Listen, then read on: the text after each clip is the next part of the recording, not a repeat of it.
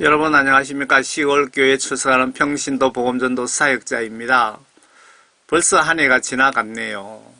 여러분들 새해에는 예수님 안에서 항상 평안하시기를 바랍니다. 그리고 항상 건강하시기를 바랍니다. 새벽기도 중에 마태복음 24장을 보면서 이 말씀을 전에도 올려드린 적이 있는데 그 계정이 여러 개 폭파가 되면서 다 날아가고 없습니다. 그래서 다시 준비를 해 봤습니다. 제목 이렇게 붙였습니다. 예수님께서 알려주시는 세상 심판 시나리오라고 붙였습니다. 지금 우리가 분명히 말세에 살고 있습니다. 그러면 말세의 어느 시점이냐? 네 번째 봉인이 열린 시점에 우리가 살고 있습니다. 네 번째 봉인이 열린 시점. 그 7년 대환란하고는 상관없고요. 그 전에 네 번째 봉인이 열린 시점에 살고 있습니다. 네 번째 봉인이 열리면 세계 인구 4분의 1이니까 4분의 1이 임종한다고 나와 있죠. 그 기간이 몇 년인지는 정해져 있지 않습니다. 그 기간에 우리가 지금 살아가고 있습니다.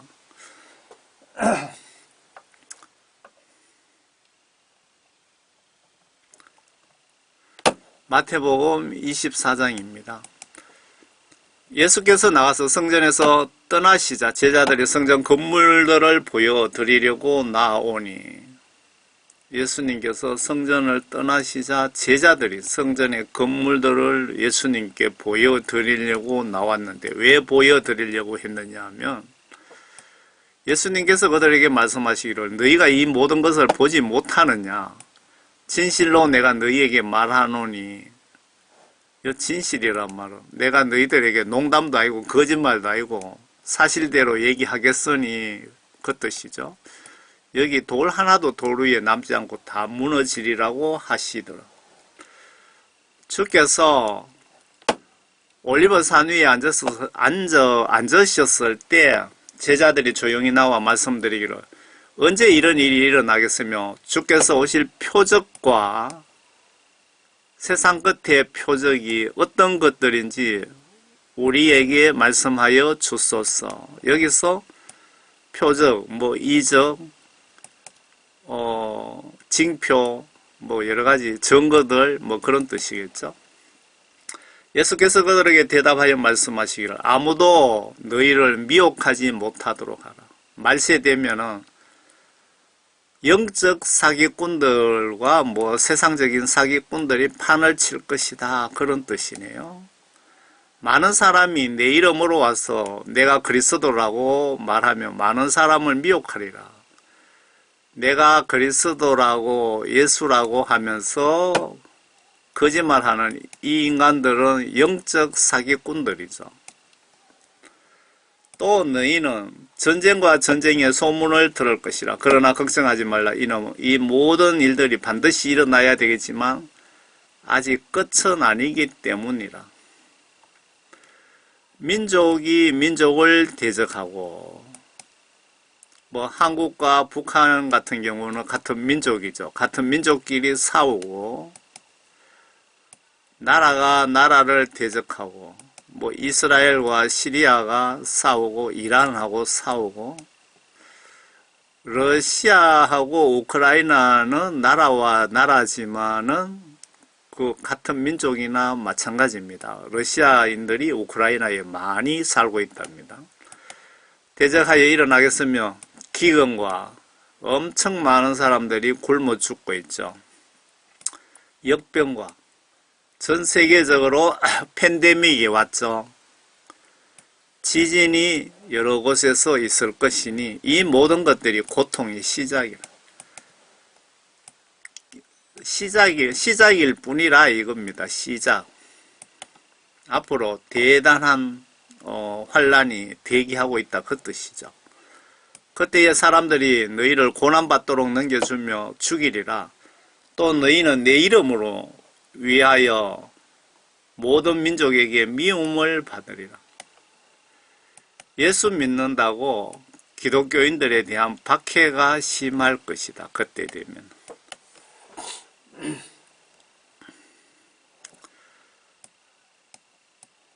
그때에는 많은 사람이 실족하게 될 것이며 서로 잡아 넘겨주고 서로 미워하겠으며 이때 교회 박해로 많은 그리스도인들이 예수님을 배신할 것이다. 그런 뜻이기도 하네요.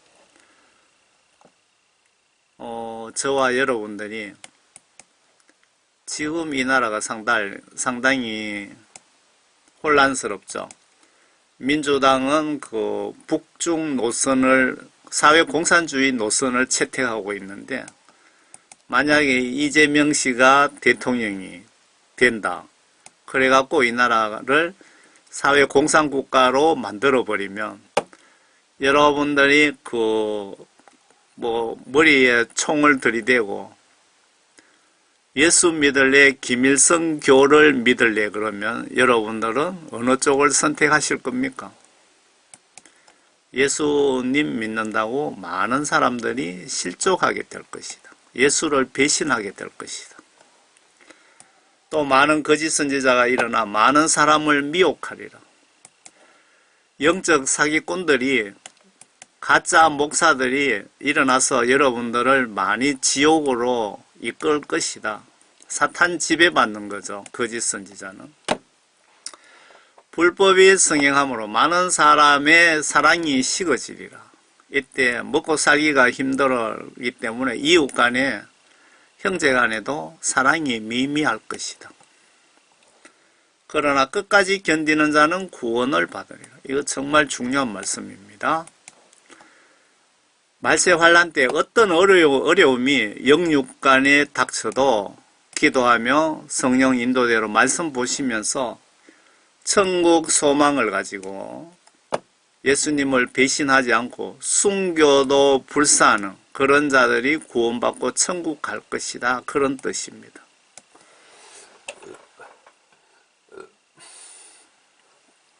제가 항상 강조하는 게 말세 때에는 순교 정신이 없으면 구원받기 힘든다.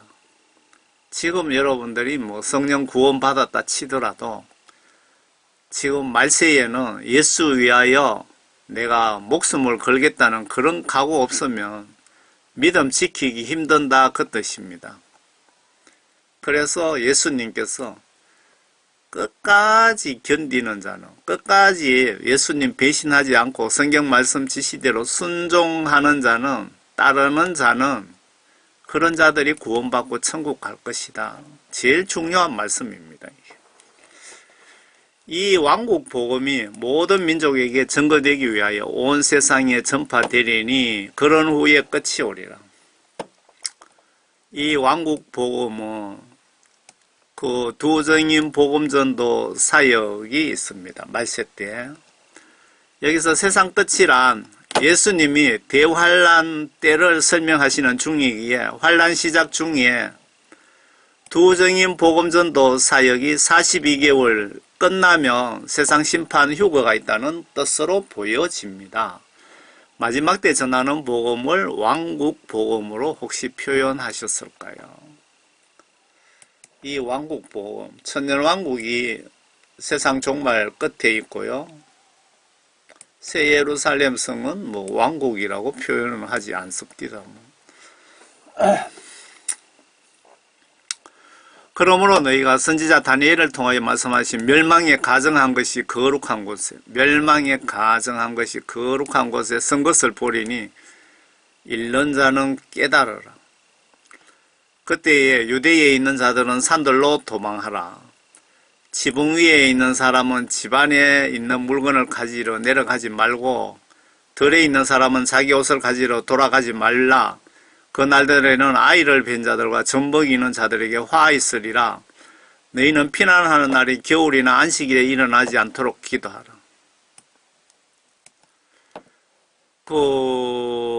멸망에 가정한 것이 거룩한 곳에, 이스라엘 예루살렘 성을 거룩한 성이라고 하거든요. 그 자리에 멸망에 가정한 것, 그 이스라엘 제3성전, 솔로몬 3성전이 들어서거들랑, 들어서면 지금 요 밑에 16, 17, 18, 19 이 장면은 이스라엘 예루살렘 성에 솔로몬의 3성전이 들어서 갖고 유대인들이 짐승 잡아서 제사 지낸다고 그런 짓거리 하거들랑 바로 환란이 7년 환란이 임박했다는 것을 깨달으라 그 뜻입니다. 그 내용이 16, 17, 18은. 그리고 유대 민족들이 이스라엘 유대교에서 그 예루살렘 성에다가 성경 말씀대로 삼성전을 들여 세워갖고 율법 시대에 짐승 잡고 제사 지내고 하는 그렇게 한다고 준비 다 해놓고 대기하고 있습니다. 지금. 그것을 예수님께서 이 인간들은 유대교회는 예수님을 믿지도 않고 예수 믿는 자들을 그냥 엄청 핍박하는 이단 중에 이단입니다. 지금 현재 이스라엘 민족들이. 예수님 입장에서 보면 얼마나 화가 났겠어요. 멸망에 가증한 것이 거룩한 곳에 선 것을 보리니 잃는 자는 깨달아라. 요한계시록 11장에 가증한 예루살렘 3성전에 대한 기록이 있습니다. 또 내게 지팡이 같은 갈대를 주며 그 천사가 서서 말하기를 일어나서 하나님의 성전과 제단과 그 안에서 경배하는 자들을 청량하라. 이 청량하라는 말씀이 뭐 좋은 뜻에서 청량하라는 것인지 나쁜 뜻에서 청량하라는 것인지 제가 그걸 정확하게 지금 파악을 못하고 있습니다. 그러나 성전 밖에 있는 뜰은 남겨두고 청량하지 말라. 이는 그것을 이방인들에게 주었으며 그들이 42달 동안 거룩한 도성을 발 아래 짓밟을 것이기 때문이라. 성 바깥은 짓밟는다. 여기서 청량하다는 말씀이 어떤 뜻으로 이렇게 기록되었는지 모르겠습니다. 앞에 그 마태복음의 앞쪽에 보셨죠? 가증한 것이 예루살렘 성에 들어선 것을 보고들랑 예수님께서 아주 가증한 것이라고 아주 나쁜 아주 화가 나서 욕에 가까운 말씀을 하셨죠. 가증한 것들. 그 두 증인 복음전도 사역에 대해서 이 왕국복음이 모든 민족에게 증거되기 위하여 온 세상에 전파되리니 그런 후에 끝이 온다. 그런 후에 추수고 휴거가 있다. 그 뜻입니다. 이게 환란 전에 휴거 절대로 없습니다. 100% 1000% 없습니다. 요 14절 말씀 요한계시록에 자세하게 나와 있습니다. 계시록 11장에 아래 환란 시작과 동시에 3년 5개월 동안 두 증인 지구촌 복음전도 사역 기록이 있습니다. 내가 나의 두 증인에게 권세를 주리니 그러면 그들이 굵은 베옷을 입고 1260일을 예언하리라고 하더라. 1260일이 3년 5개월입니다. 7년 환란 중에 나팔재앙 3년 5개월, 대접 호리병 재앙 3년 5개월입니다. 요 3년 5개월 지나면 그때 휴거가 있다 이 얘기입니다.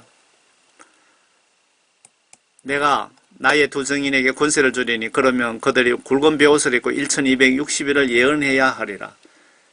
이들은 땅에 하나님 앞에 서 있는 두 올리브 나무이며 두 촛대라. 누구든지 그들을 해치려고 하면 그들의 입에서 불이 나와 그들의 원수를 삼키리니 누구든지 그들을 해치려고 하면 반드시 이와 같이 죽게 되리라.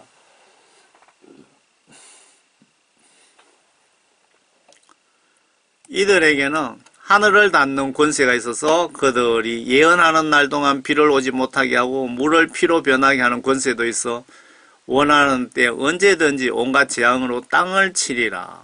앞에 두 증인이 모세와 엘리야입니까? 맞습니까? 모세와 엘리야를 이 땅에 다시 부활시켜 보내서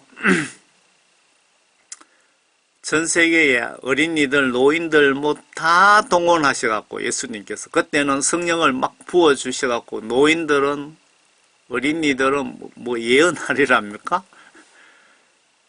동원해서 전지후 동시다발 최후 보험전도 사역이 두 증인 사역입니다. 또 그들이 자기들의 증거를 끝마칠 즈음 끝없이 깊은 구렁에서 올라오는 짐승이 그들과 전쟁을 하여 그들을 이기고 또 죽이더라. 땅속의 지옥 같은 곳에서 짐승, 어떤 인간도 아니고 귀신도 아니고 이상한 생물들이 올라와 갖고 모세와 엘리야를 죽인다 그 말입니다. 마지막 때 그 3년 5개월 끝 지점에서 그리하여 그들의 죽은 몸들이 큰 도성의 길거리에 놓이리니 그곳을 영적으로 소돔과 이집트라고 부르며 우리 주께서 십자가에 못 박히신 곳이라. 십자가 못 박힌 곳 예루살렘 뭐 그쪽 어느 지역 같습니다. 또 백성들과 족속들과 언어들과 민족들 중에서 온 사람들이 그들의 죽은 몸들을 사흘 반 동안 구경하며 그 죽은 몸들을 무덤에 장사하는 것을 허락하지 아니하리라. 땅에 사는 자들은 그들로 인하여 즐거워하고 또 기뻐하며 서로 선물을 보내리니 이는 이 두 선지자가 땅에 사는 자들을 괴롭게 하였기 때문이라. 이때 그 두 선지자와 지구촌의 두 증인 사역자들 뭐 수백만 명 되겠죠. 어린이들, 노인들 뭐 다 예수님께서 동원한다고 하셨습니다. 반강압적으로 예수님을 믿기에 전도했기 때문에 이 사람들이 두 선지자 모세 엘리야가 죽으니까 자기들을 예수 믿으라고 괴롭히지 않으니까 얼마나 기쁘겠습니까? 그 말입니다.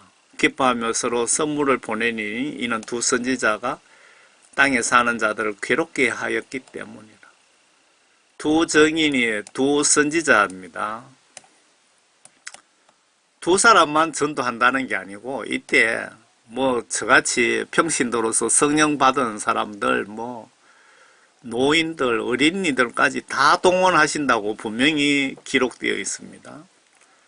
사흘 반 후에 하나님께로부터 온 그 생명의 영이 그들에게 들어가니 그들이 자기 발로 서더라. 그러자 그들을 바라보던 자들에게 큰 두려움이 임하더라. 그들이 하늘로부터 나는 큰 음성을 들었는데 그들에게 말하기를 이리 올라오라 하므로 그들이 구름 타고 하늘로 올라가니 그들의 원수들이 그들을 바라보더라. 또 같은 시간에 큰 지진이 일어나서 도성의 10분의 1이 무너지니 그 지진으로 죽은 자들이 7,000명이었더라. 남은 자들은 무서워하며 하늘에 하나님께 영광을 돌리더라. 둘째 화는 지나가서나 보라 셋째 화가 속히 오리라. 아마 이 도성은 문맥상으로 이스라엘의 예루살렘 성으로 보여집니다. 다시 그 마태복음 본문으로 24장 돌아와서 21절 앞에 두 증인 왕국 복음에 대해서 이해하셨죠? 요 두 증인 복음전도 사역이 끝나는 지점이 그 3년 5개월입니다. 이때 두 증인 복음전도 사역으로 지구촌에 구원받은 사람들 이때 여러분들도 뭐 이때까지 살아 계신다면 이때 예수님께 추수당한다, 들림당한다 그 뜻입니다. 이는 그때에 대환란이 있으리니 앞에 7년 환란이 시작된다 이겁니다. 이스라엘 예루살렘 성에 가정한 제3성전이 들어서면 그때 환란이 있으리니 그와 같은 것은 세상이 시작된 이후로 지금까지 없었으며 또 결코 없을 것이기 때문이라. 요 파란 글씨는 제가 제 의견을 적어 놓은 겁니다. 두정인 사역 3년 5개월 시작이 7년 대환란 시작과 동시에 복음 전도가 시작이 된다고 예수님이 알려주시는데 요한계시록 시나리오와 일치합니다. 앞에 보셨죠? 예수님이 마태복음에서 말씀하셨고 요한계시록은 아주 자세하게 디테일하게 기록이 되어 있습니다. 만일 그 날들이 단축되지 아니하면 어떤 육체도 구원받지 못하리라. 그러나 택함 받은 사람들을 위하여 그 날들이 단축되리라. 여기서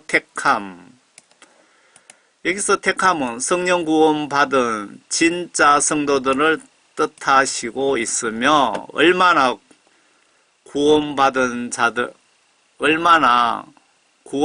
자들을 위해 얼마나 단축시켜 주시는지, 이거 얼마 이 말은 안 들어가도 되는데. 성도들 뜻하고 있으며 구원받은 자들 위해서 얼마나 단축시켜 주시는지 계시록을 통해 보여드리겠습니다. 여러분들 빨리빨리 회개하여 성령 받으세요.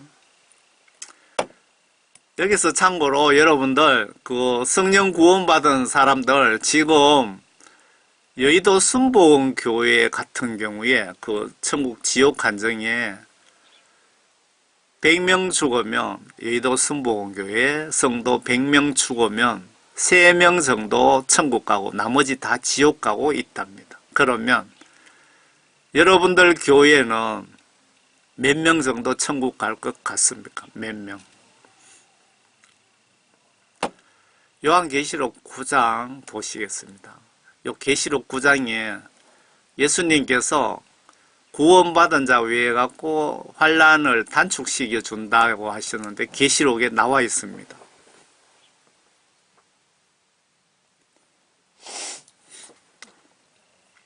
요한계시록 9장에 다섯째 천사가 나팔을 불 때 내가 보니 하늘에서 별 하나가 땅에 떨어지는데 그가 끝없이 깊은 구렁이의 열쇠를 받더라.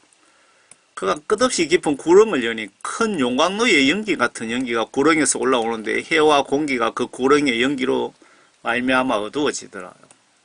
여러분 뭐가 상상되십니까? 대규모 화산이 발생하면은 하늘이 해를 가려서 컴컴해지고 거기에서 용암이 막 올라오죠. 유황 불물이 올라오잖아요.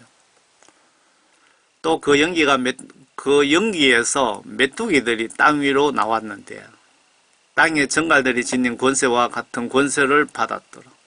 메뚜기처럼 생겼지만 메뚜기가 아니고 그들에게 명령이 내려지기를 땅의 풀이나 또 어떤 푸른 것이나 다른 나무도 해치지 말고 다만 그들의 이마에 하나님의 인장, 여기서 인장이라는 것은 성령 구원 받은 자를 뜻하는 겁니다. 인장으로 표시받지 아니한 사람들만 해치라고 하더라고요. 구원받지 못한 모든 불신자들, 주여 주여 하면서 그냥 교회에 왔다 갔다 하는 자들, 그런 사람들을 해치라고 예수님으로부터 허락받고 이 마귀사탄 세력들이 괴롭힌다 이 말입니다. 5개월 동안. 참고로 여기서 나팔제한 기간이 3년 5개월이며 이 끝지점이 666 세계 단일정부 출범 초기가 됩니다. 여러분 666 국가 아시죠? 세계정부.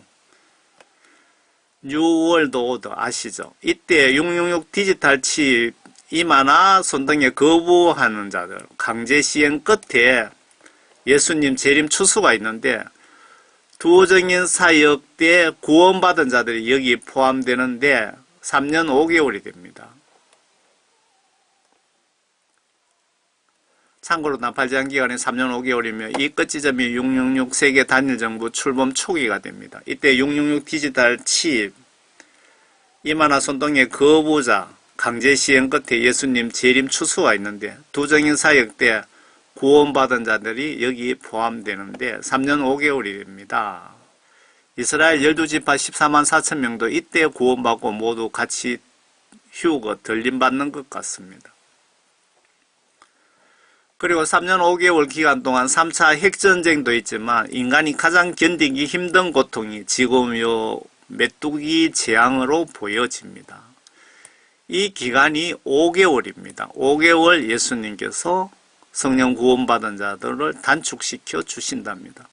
너무 고통스러워 구원받은 자도 다 구원 포기하게 될 정도로 고통스럽다고 예수님이 말씀하시네요.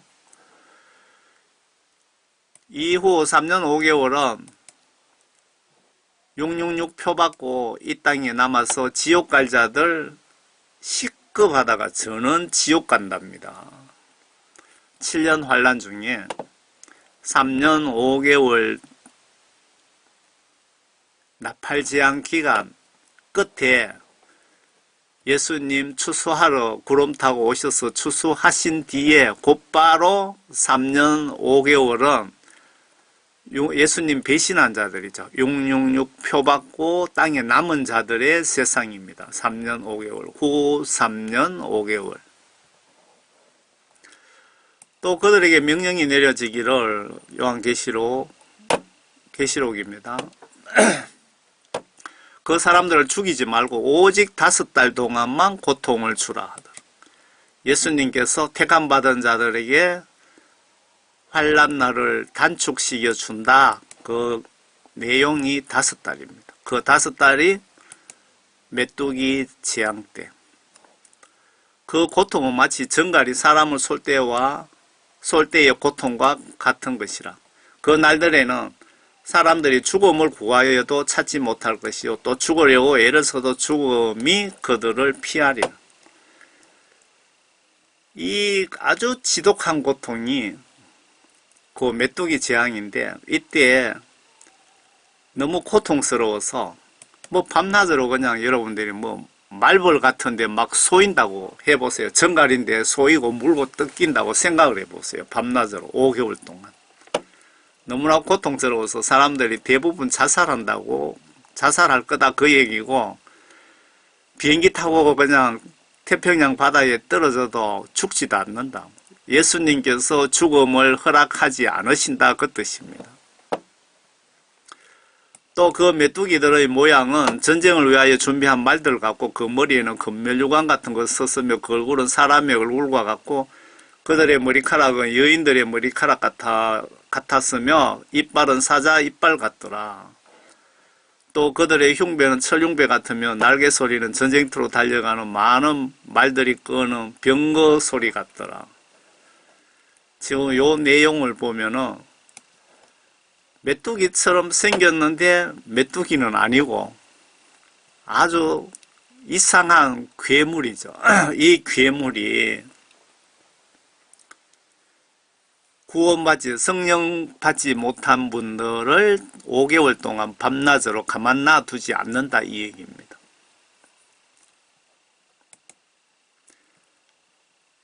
이 철흉배 뭐 전쟁터로 달려가는 말 이 말은 완전 조직 깡패보다도 더 못되게 생긴 그런 마귀사탄의 한 무리 괴생물이다. 그런 뜻으로 표현하면 될 것 같습니다.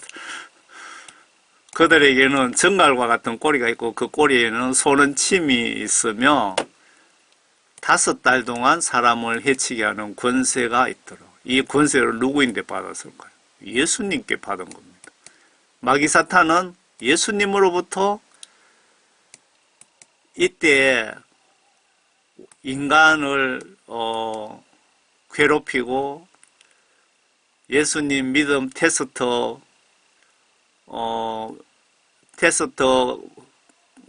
대행을 맡은 겁니다. 한마디로. 마귀사탄이 그 레벨이 예수님과 같습니까? 아니잖아요. 마귀사탄 천사가 예수 하나님의 피조물이잖아요. 그 천사들 무리, 세 무리들 중에 한 무리, 루시퍼와 그 무리들이 예수님을, 예수 하나님의 자리를 넘보다 그는 예수님을 배신한 거죠. 그래서 세상으로 쫓겨나면서 마귀 사탄, 귀신, 모든 악당의 역할을 하고 있잖아요. 그런데 그들도 예수 하나님의 지시를 받고 움직입니다. 귀신, 마귀, 사탄들도. 욥기에 보시면 사탄이 하나님 지시를 받고 욥의 믿음 시험을 했잖아요. 이거 나팔제한 기간 똑같습니다. 이 마귀 사탄들도 예수님의 지시를 받고 5달 동안 성령 구원 받지 못한 사람을 괴롭히라 그래서 괴롭히는 겁니다. 그러니까 예수님께서 말세 때 마귀 사탄을 동원하셔갖고 여러분들의 믿음 시험을 하시는 겁니다. 욥기의 욥처럼, 욥기서의 욥처럼. 또 그들에게는 자기들을 다스리는 왕이 있으니 끝없이 깊은 구렁의 천사요. 끝없는 깊은 구렁의 천사요. 그러니까 천국에서 추방된 사탄의 무리들이다 이거죠. 그의 이름은 히브리어로 아바돈이며 헬라어로 그의 이름은 아폴론이더라.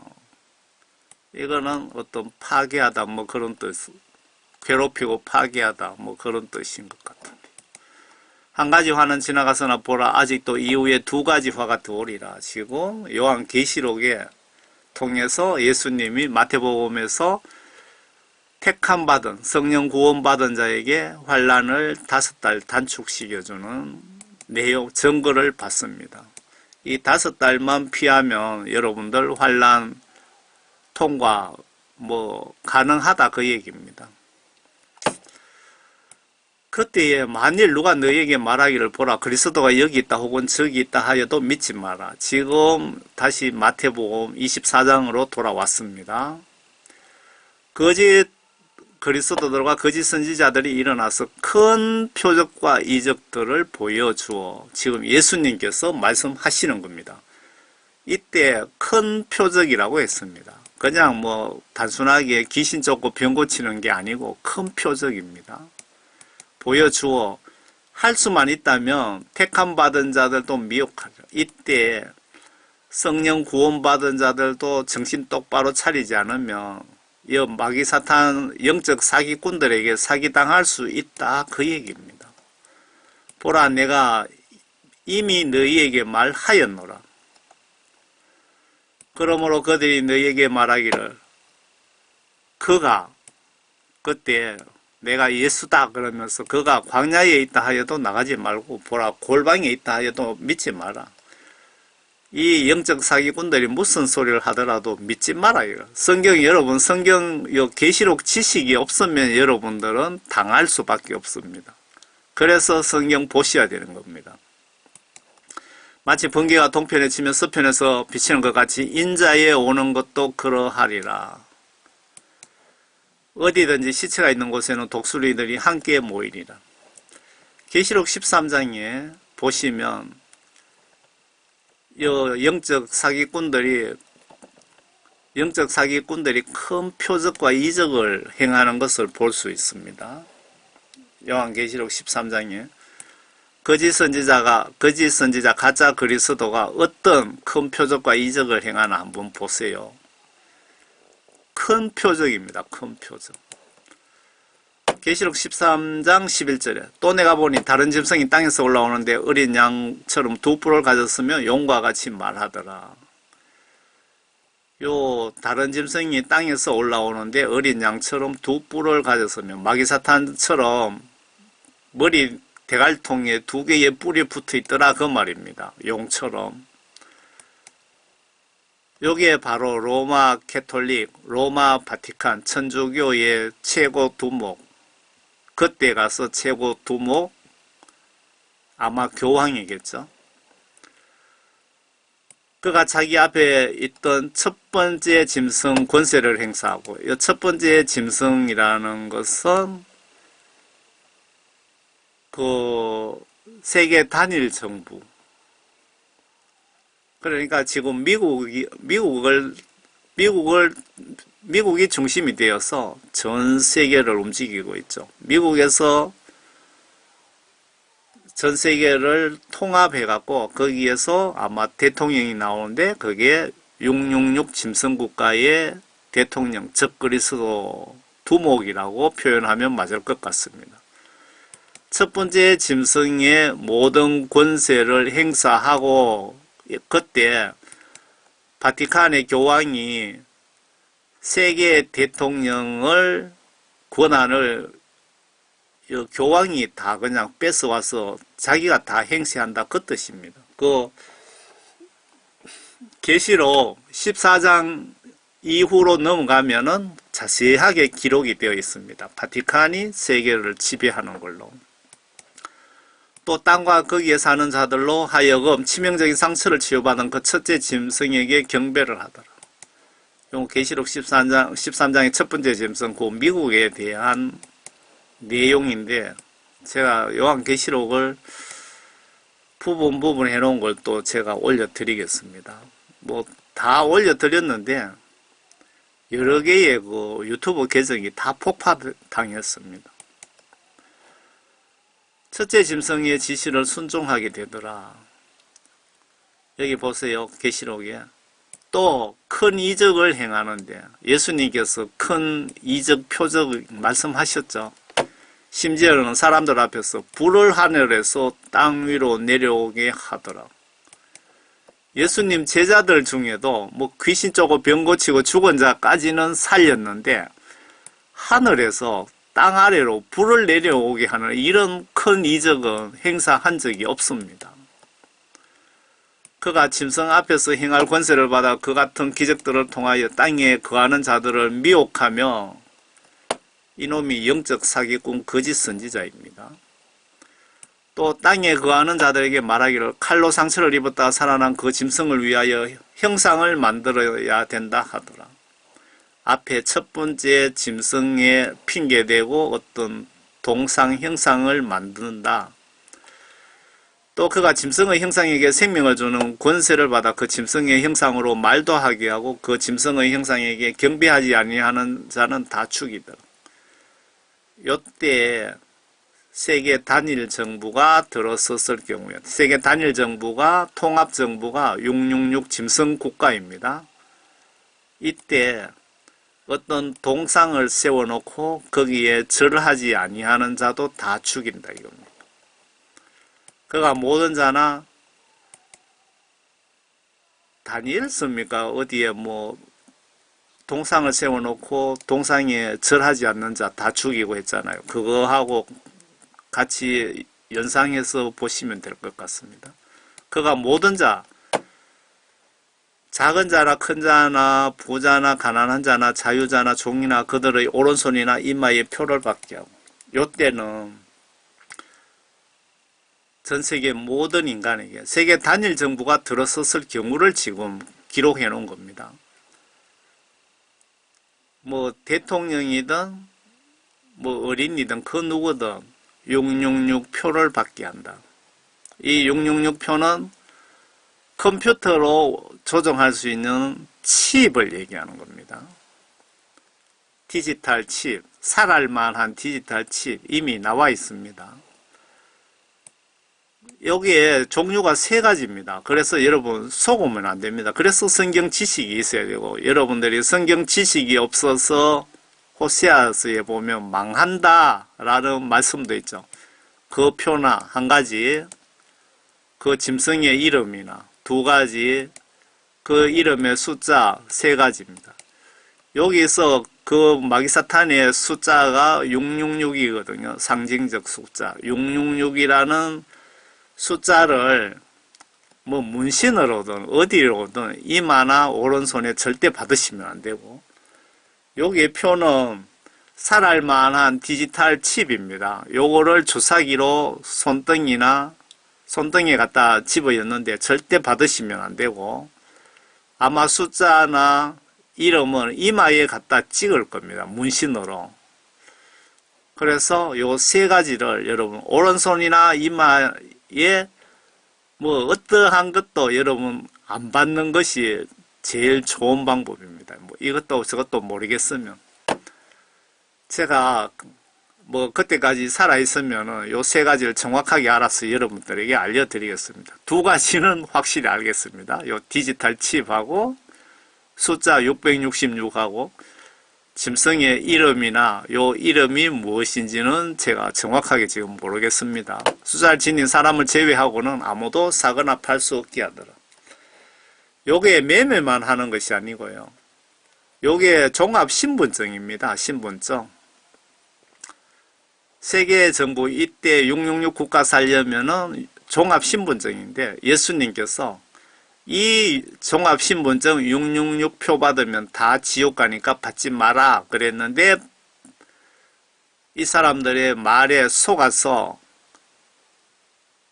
그 여러분들 뭐 코로나 백신 속아서 막 받았잖아요. 맞았잖아요. 그것처럼 그때 이 사람들이 아마 사기를 칠 겁니다. 사기치고 공갈 협박도 할 것이고 그래도 받으면 안 됩니다. 지혜가 여기 있으니 지각이 있는 자는 그 짐승의 숫자를 헤아려 보라. 그것은 한 사람의 숫자니 그 숫자는 666이라. 지옥에 있는 사람들 이마에 모두가 666이라는 숫자가 박혀 있더라는 지옥 간증을 제가 봤습니다. 계시록 14장 앞에 666표 강제 시행하여 죽음 앞에 예수님 배신 여부 시험 합격자들이 아래 14장에 추수휴거 합격자들이 아래 14장에서 추수휴거 재림이 있습니다. 계시록 14장에 보시면요. 666표 강제 시행 바로 이후에 예수님 추수 재림이 있다고 기록이 되어 있습니다. 한번 보세요. 계시록 14장 14절 또 내가 쳐다보니 보라 흰 구름이라. 마태복음에 예수님이 흰 구름 타고 추수하러 오신다고 기록되어 있죠. 그 구름 위에 인자와 같은 이가 앉았는데 인자라는 분은 예수님이죠. 그분의 머리에는 금멸유관을 썼고 손에는 예리한 낫을 가졌더라. 추수하러 오신다는 겁니다. 이 추수를 이단 신천지 이만희가 쓰는 바람에 사람들이 추수라는 말을 잘 쓰지 않죠. 예리한 낫을 가지고 우리 인간들을 곡식으로 표현한 겁니다. 추수하러 오시는 겁니다. 예수님 인간 곡식 추수하시러 이때 오십니다. 환란 전에 휴거 절대로 없습니다. 여러분 절대 속지 마세요. 그때 다른 천사가 성전에서 나와 구름 위에 앉으신 그분께 큰 음성으로 부르짖기를 주여 예수님 낫을 대어 곡식을 거두소서. 예수님께서 거두실 때가 되었으니 이는 땅의 곡식이 익었습니다. 땅의 곡식이 익었다는 말은 지금 추수할, 휴거 시간이 되었습니다. 그 뜻이죠. 라고 하더라. 그러자 천사가 그렇게 예수님께 말씀드리니까 예수님이 구름 위에 앉으시니가 예수님이 이 땅에 부활 성천하실 때 천사가 2명이 나타나서 너희들 뭘 쳐다보느냐. 예수님 구름 타고 오신 것 나중에 구름 타고 오실 거라고 뭐 그렇게 말씀하셨던가요? 그의 낫을 예수님께서 낫을 땅에 대어 땅에서 곡식을 거두시더라. 이게 바로 요한계시록 14장 16절에 정확하게 휴거가 있다 이 말씀 아닙니까? 마태복음하고 다 비교해 보시기 바랍니다. 왜 그렇게 많은 지금 아마 한국 교회의 목회자들 뭐 70-80% 이상은 환란 전에 휴거 있다고 주장하시는 것 같은데 다 틀렸습니다.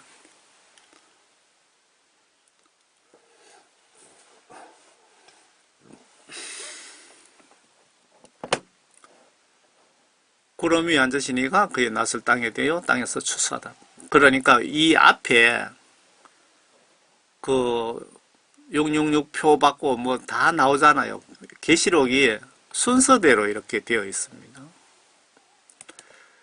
여기서 참고로 모든 구원받은 자들은 7년 환란 중에 3년 5개월 여기까지가 이 세상에서 삶은 끝이며 여러분들 구원받은 자 들림받고 지금 요 바로 뒷장 한번 보세요. 다음 장부터는 666표 받은 자들 이후 3년 5개월은 죽음이 두려워서 예수님을 배신하고 666표 받고 땅에 남은 자들이 해당이 됩니다. 여러분들이 성령 구원 받으신 분들은 여기까지만 보시면 돼요. 그냥 계시록 여기까지만 정확하게 알고 계시면 됩니다. 나머지는 요 뒤편은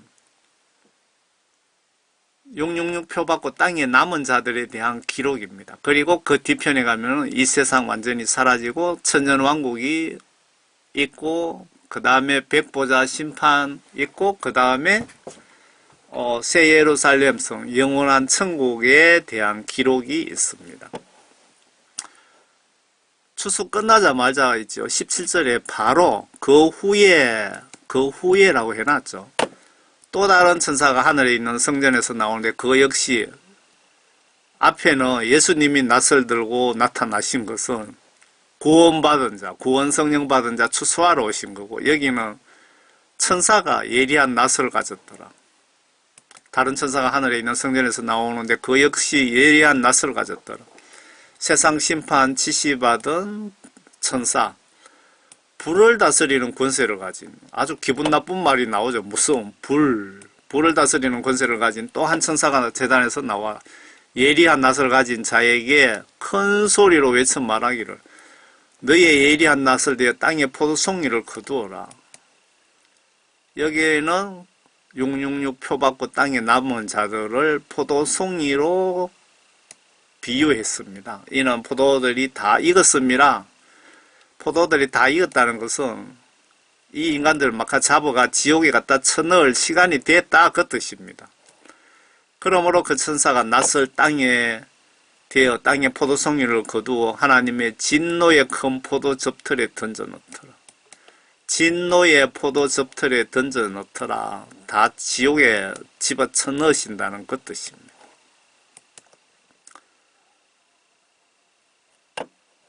여러분들 요한계시록 성경 말씀 정확하게 모르면 여러분들이 지옥 갈 수 있기 때문에 정확하게 아시기 바랍니다. 여기서 데살로니가전서 4장을 한번 보겠습니다. 잠든 자 구원받고 죽은 자를 데리고 오신다는 말씀에 초점을 맞춰 보시기 바랍니다. 형제들아 잠든 자들에 관해서는 너희가 모르게 되는 것을 원치 아니하노라. 이는 너희가 소망 없는 다른 사람들과 같이 슬퍼하지 않게 하려는 것이라. 예수께서 죽었다가 다시 살아나신 것을 우리가 믿는다면 그와 같이 하나님께서 예수 안에서 잠든 자들, 예수 안에서 잠든 자들은 성령 구원받고 구원받은 자들이죠. 그와 함께 데리고 오시리라. 그와 예수님께서 성령 구원받고 잠든 자들, 지금 천국 가 있는 자들을 다시 데리고 오신다고 기록이 되어 있습니다. 데리고 오신다. 우리가 주의 말씀으로 너희에게 이것을 말하노니 주께서 오실 때까지 살아남아 있는 우리가 잠들어 있는 자들보다 결단코 앞서지 못하리라. 이 환란 때까지 끝까지 살아있는 구원받은 자에 대한 이야기입니다. 뭐 대부분 잡혀가서 순교 당할 텐데 뭐 산으로 들로 도망다니고 하신 분들이 구원받은 자들에 한해서 예수님 구름 타고 오시면 들림받는다 이렇게 이해하시면 될 것 같습니다. 주께서 호령과 천사장의 음성과 하나님의 나팔소리와 함께 천사로부터 하늘로부터 친히 내려오시리니 그러면 그리스도 안에서 죽은 자들이 먼저 일어나고 그리스도 안에서 죽은 자들이 먼저 일어나는데 여기 보시면 14절에 예수께서 죽었다가 다시 살아나신 것을 우리가 믿는다면 그와 같이 하나님께서는 예수 안에서 잠든 자들도 그와 함께 데리고 오시리라. 여러분들 기도하시면서 예수님께 전화해 보시기 바랍니다. 그리고 나서 살아남아 있는 우리도 공중에서 주와 만나기 위하여 그들과 함께 구름 속으로 끌려 올라가리니 그리하여 우리가 영원히 주와 함께 있으리라. 그러므로 이러한 말로 서로 위로하라. 자, 다시 마태복음 24장 29절로 갑니다. 그 날들의 환란 후에 해가 적시 어두워지며 달이 그 빛을 내지 아니하며 별들이 하늘에서 떨어지고 또 하늘들의 권능들이 흔들릴 것이라. 하늘의 질서가 무너지고 별이 떨어지나 안 떨어지나 계시록 지구 종말 시나리오를 좀 보여드리겠습니다. 예수님이 하신 말씀을 진짜인지 아닌지 한번 비교해 보시라는 겁니다. 요한계시록 8장에 보시면 8장에서 나팔재앙이 3년 5개월 동안 시작이 됩니다. 이때 첫 번째 나팔 불 때 이때 두정인 복음전도 사역도 3년 5개월 동안 시작이 됩니다. 나팔재앙 끝나면 두정인 복음전도 사역도 3년 5개월 동안 끝나게 됩니다. 그 끝나는 시점이 세계 정부가 들어서 갖고 666 신분증 강제 시행 끝이 됩니다. 그 시기가. 그때 예수님이 하늘에서 이렇게 보시고 666 표를 통하여 믿음, 누가 나를 배신하나 안 하나 지켜보고 계시다가 그게 결정되면 그때 추수하러 휴거가 있다, 그 뜻입니다.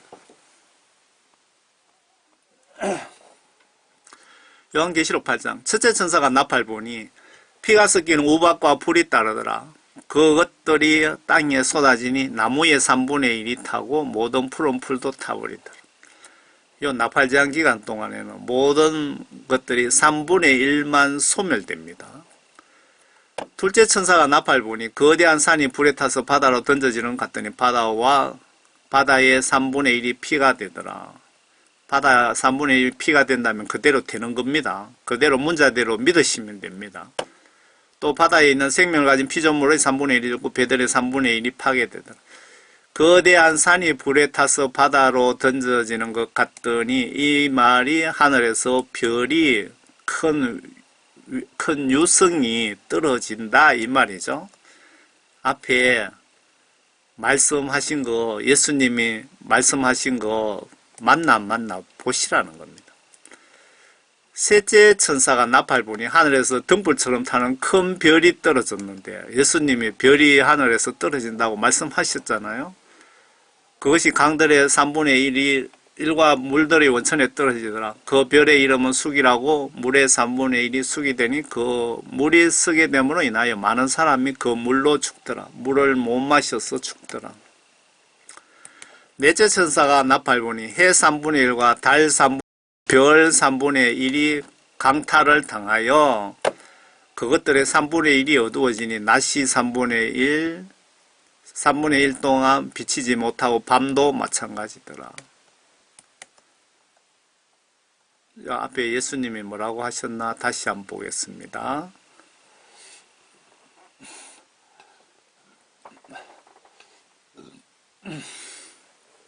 마태복음 24장 29절에 그 날들, 그러니까 환란 날들에 환란 후에 해가 어두워지고 달이 그 빛을 내지 아니하며 별들이 하늘에서 떨어지고 또 하늘들의 큰 권능이 흔들릴 것이다.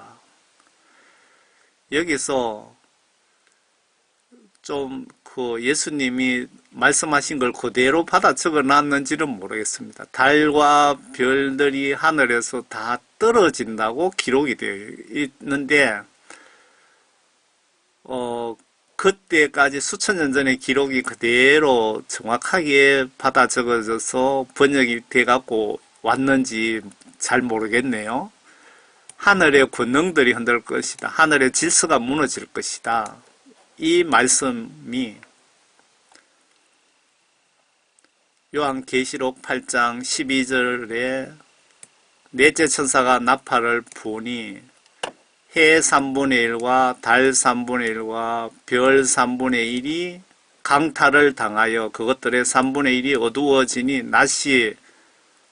낮도 3분의 1 동안 해도 비치지 않고 밤도 3분의 1도 마찬가지더라. 하늘의 권능과 질서가 무너졌죠. 예수님께서 해, 달, 별이 빛을 잃는다고 하셨죠. 그런데 정확하게는 빛이 3분의 1씩 어두워졌다 그 뜻입니다.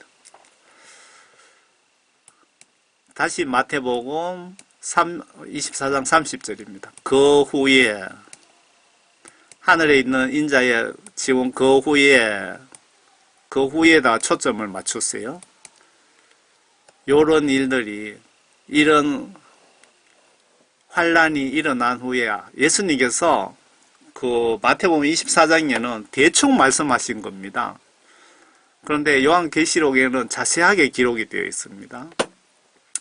그 후에 하늘에 있는 인자 표적이 나타나리니 앞에 환란이 일어나고 예수님께서 인자 표적이 나타나다 추수하러 오신다. 휴거가 있다 그 뜻입니다. 나타나리니 땅의 모든 지파들이 통곡할 것입니다. 왜 지파들이 통곡할까요?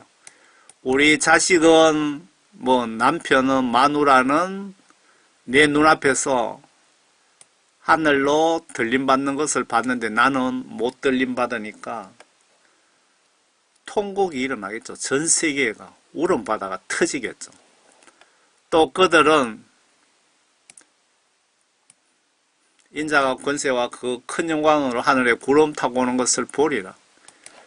이때 예수님이 조용하게 이날 휴거가 있는 것이 아니고 천사들을 보내서 나팔을 전 세계로 불면서 전 세계 모든 사람들이 예수님이 구름 위에 서 계시는지 앉아 계시는 걸 다 눈으로 볼 수 있는 가까이에서 볼 수 있다는 겁니다. 그리고 전 세계 사람들이 구원받은 인간들이 들림받는 것을 다 볼 수 있다는 겁니다. 그래서 들림받지 못한 인간들이 통곡한다 이 말이죠. 왜? 죽어 지옥 간다는 걸 알기 때문에.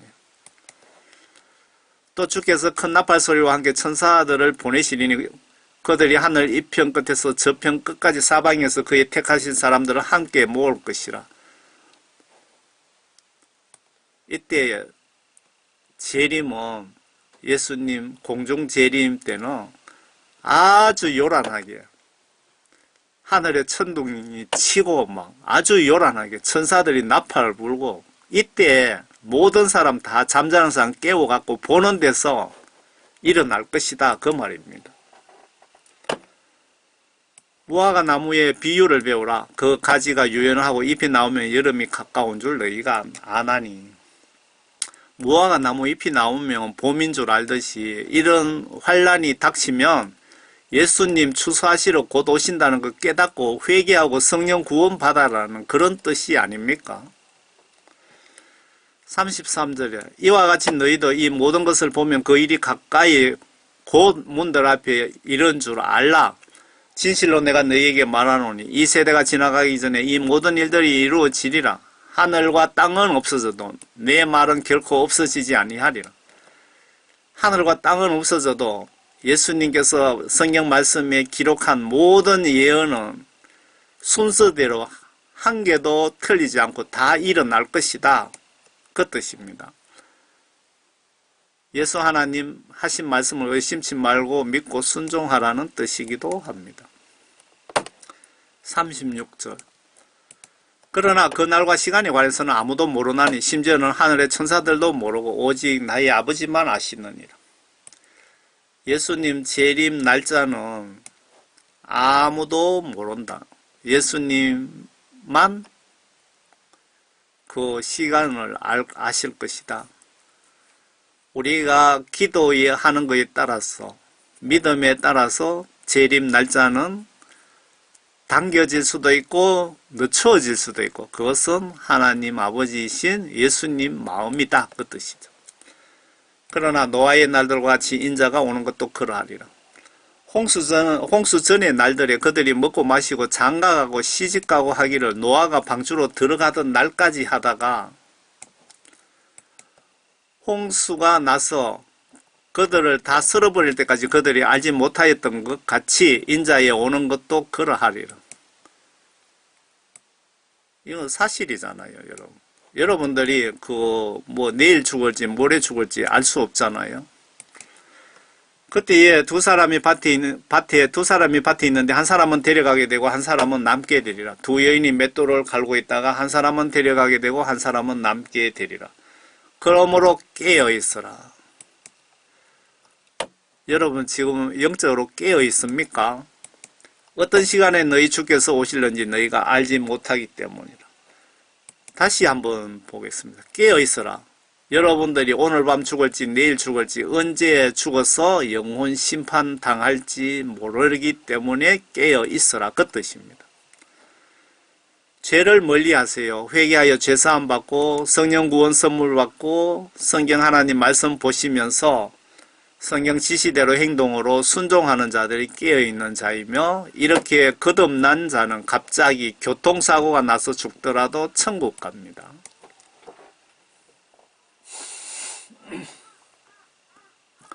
그러나 이것을 알라. 만일 그 집주인이 도둑이 어느 시간에 올 것인지 알았더라면 그가 깨어있어 자기 집을 뚫는 것을 허락하지 아니하였으리라. 그러므로 너희도 준비하고 있어라. 너희가 생각지 않는 시간에 인자가 올 것이기 때문이라.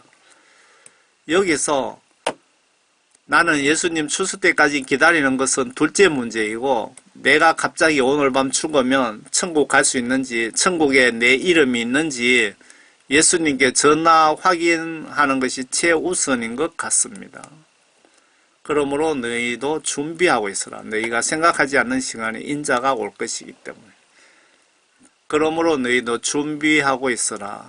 너희들이 오늘 죽을지 내일 죽을지 언제 죽어 영혼 심판대에 설지 모르기 때문이라 그 뜻이네요. 그러면 그의 주인이 자기 집을 다스릴 자로 세워 정한 시기에 그들에게 양식을 나눠주게 할 신실하고 현명한 종이 누구겠느냐.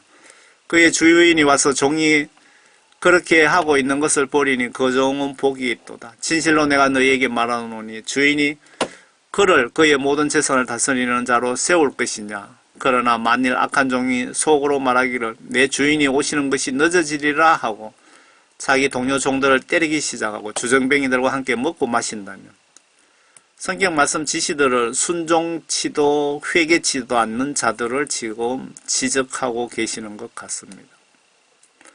종이 예기치 아니한 날 그가 알지 못하는 시간에 그 종의 주인이 오리니 그러면 주인이 그를 갈라내어 윗선자들과 함께 그의 몫을 지우리니 거기서 울며 이를 갈고 있으리라. 여러분들이 항상 거룩한 생활을 하지 않는다면 언제 죽어서 지옥에 갈 수 있으니까 준비하고 있으라는 뜻 같습니다. 마태복음 24장은 끝났습니다. 25장을 잠깐 보여드릴게요. 열처녀 비유인데 여기서 슬기로운 다섯 처녀는 등과 기름 준비한 하나님 말씀과 성령으로 거듭난 성도를 뜻한다고 보여집니다. 예수님께 회개하여 죄사함 100% 받고 선물로 구원 성령 받고 성경 보시면서 성경 지시대로 마음과 행동으로 순종하는 자들이 슬기로운 다섯 처녀들입니다. 예수님께서 앞에 24장에서